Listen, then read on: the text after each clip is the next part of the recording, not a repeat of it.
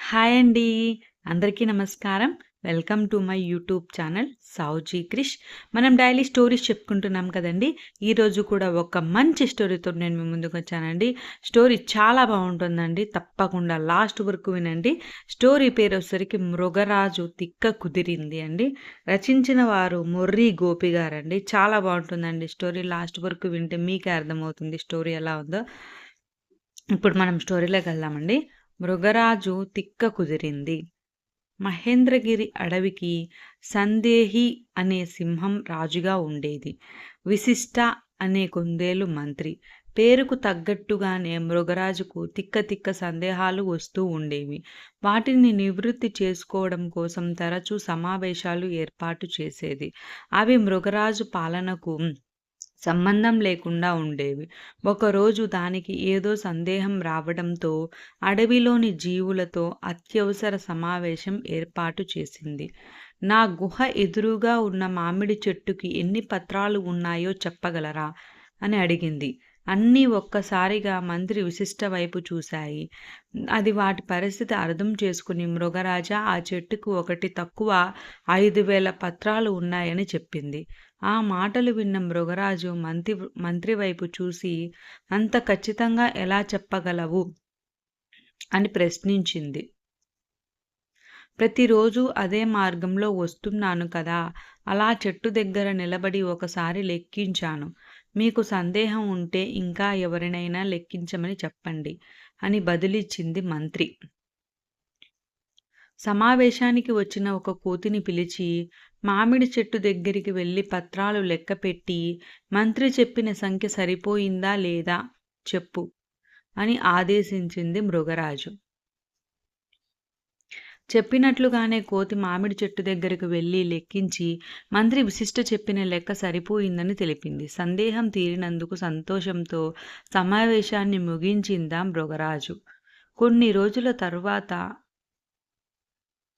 నిన్న రాత్రి మరో సందేహం వచ్చింది.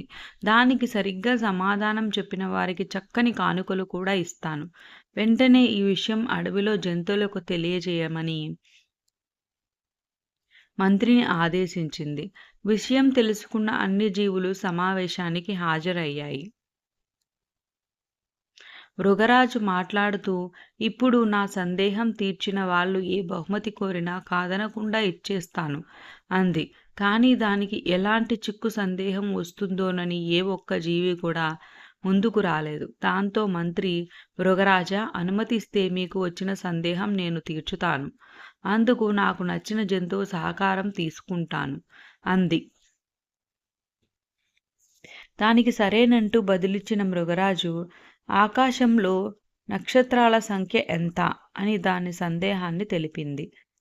మంత్రి మాట్లాడుతూ, మీ సందేహాన్ని నివృత్తి చేయడానికి కాస్త సమయం పడుతుంది. దానికోసం నేను కోతి సాయం తీసుకుంటాను.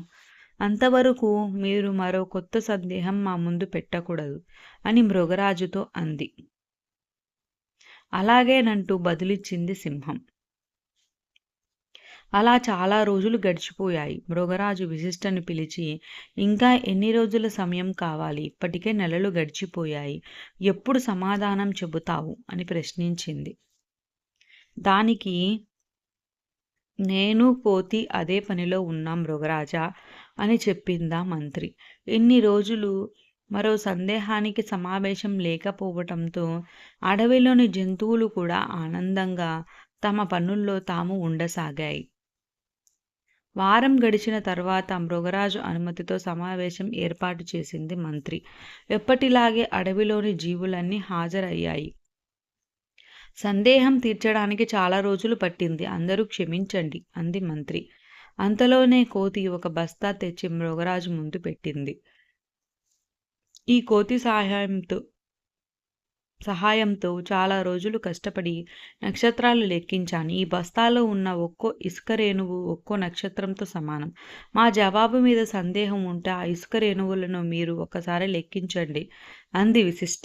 అప్పుడు ఏం చేయాలో అర్థం కాని మృగరాజు, నా సందేహం తీరింది. నీకు ఏ బహుమతి కావాలో అడుగు అంది. ఇక నుంచి అడవికి ఉపయోగం లేని సందేహాల కోసం సమావేశాలు ఏర్పాటు చెయ్యవద్దు మృగరాజా, అదే నాకు మీరు ఇచ్చే బహుమతి అని కోరింది విశిష్ట. చేసేదేం లేక అలాగేనంటూ జవాబు ఇచ్చింది మృగరాజు.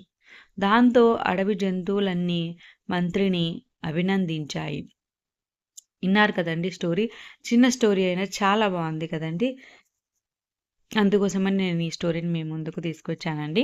ఈ స్టోరీ ఎలా ఉందో తప్పకుండా కామెంట్ చేయండి. ఈ స్టోరీ నచ్చినట్లయితే తప్పకుండా లైక్ చేయండి, షేర్ చేయండి, సబ్స్క్రైబ్ చేయండి. ఇప్పటివరకు సబ్స్క్రైబ్ చేసుకోని వాళ్ళు ఎవరైనా ఉంటే తప్పకుండా సబ్స్క్రైబ్ చేసుకోండి.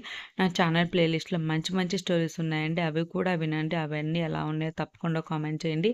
స్టోరీ వినండి. నచ్చితేనే లైక్ చేయండి. సబ్స్క్రైబ్ చేసుకున్న వాళ్ళు కూడా చూడలేకపోతున్నారండి. దానికి కారణం ఏంటో నాకు తెలియడం లేదు. ఒక్కసారి వినండి. విని మీకు నచ్చినట్లయితే తప్పకుండా కామెంట్ చేయండి. స్టోరీ ఎలా ఉందో. ఇంకా మంచి మంచి స్టోరీస్‌తో నేను మీ ముందుకొస్తానండి. Thank you.